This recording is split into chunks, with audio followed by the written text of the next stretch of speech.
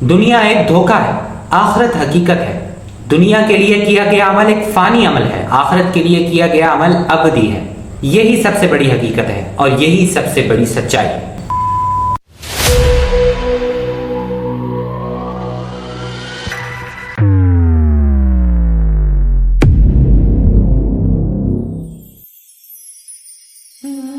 بسم اللہ الرحمن الرحیم، السلام علیکم ورحمۃ اللہ وبرکاتہ۔ آج کا ہمارا موضوع ہے سب سے بڑی سچائی۔ قرآن مجید میں کئی مقامات پر دنیا کی زندگی کو ایک دھوکہ قرار دیا گیا۔ بظاہر تو یہ قرآن مجید میں ایک مبالغہ لگتا ہے۔ اس بات کو سمجھنے کے لیے قرآن مجید کی اس تحریر سے نظر ہٹا کر اپنے ماحول اور اپنے ارد گرد کا جائزہ لیجیے۔ آپ کو کہیں کوئی دھوکہ نظر نہیں آئے گا۔ آپ کا جسم، در و دیوار اور آپ کے ارد گرد کی تمام چیزیں ایک ناقابل تردید سچائی بن کر آپ کے سامنے موجود ہیں۔ آپ کو یقین آ جائے گا کہ یہ ایک دھوکہ نہیں، یہ ایک حقیقت ہے، سچی اور ناقابل تردید حقیقت۔ تاہم سچائی یہ ہے کہ اللہ تعالیٰ نے دنیا کی یہ ناقابل تردید حقیقت اس طرح سے ڈیزائن کی ہے کہ تمام تر حقیقت کے باوجود یہ ایک مکمل فریب ہے۔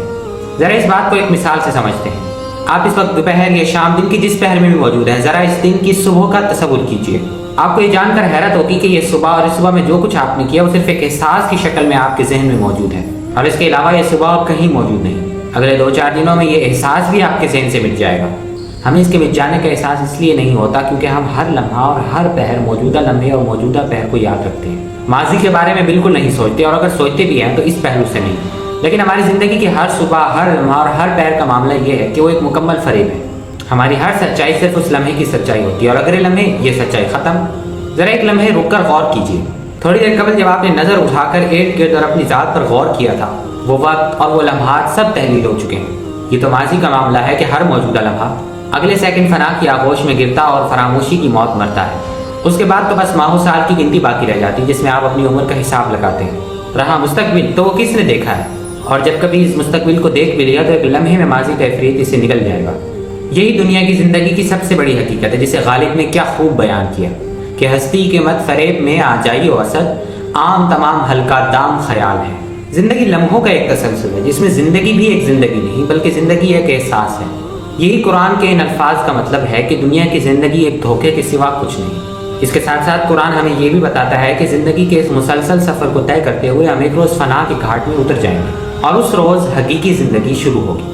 اس روز لمحوں کا دریا وقت کے ابدی سمندر میں گر جائے گا، وہ سمندر جس کا کوئی کنارہ نہیں، جس کا کوئی اختتام نہیں۔ اس روز اللہ تعالیٰ لوگوں سے دریافت کریں گے کہ تم دنیا میں کتنا رہے، تو وہ کہیں گے بس ایک صبح یا ایک شام۔ قرآن مجید کا مقصد نزول ہمیں اس سب سے بڑی سچائی کے بارے میں آگاہ کرنا ہے۔ وہ بتاتا ہے کہ وقت اس بہاؤ میں اگر ہم کچھ کر سکتے ہیں تو وہ عمل کی تخلیق ہے۔ یہ عمل اگر متعلقات دنیا یعنی مال، بیوی، اولاد، سواریوں، مکانوں اور کاروباروں کے لیے کیا گیا تو یہ عمل بھی ایک دن فنا کے گھاٹ میں اتر جائے گا، کیونکہ جب یہ ساری دنیا دھوکے کی ہے تو اس کے لیے کیا گیا کوئی عمل کیسے حقیقت بن سکتا ہے؟ سچا اور باقی رہنے والا اگر کوئی عمل ہے تو وہ عمل صالح ہے۔ بقائے دوام کا راز خدا کی بندگی میں ہے، اطاعت میں ہے، خدمت خلق میں ہے۔ دنیا ایک دھوکہ ہے، آخرت حقیقت ہے۔ دنیا کے لیے کیا گیا عمل ایک فانی عمل ہے، آخرت کے لیے کیا گیا عمل ابدی ہے۔ یہی سب سے بڑی حقیقت ہے اور یہی سب سے بڑی سچائی ہے۔ وما علی الا البلاغ المبین۔ والسلام علیکم ورحمۃ اللہ وبرکاتہ۔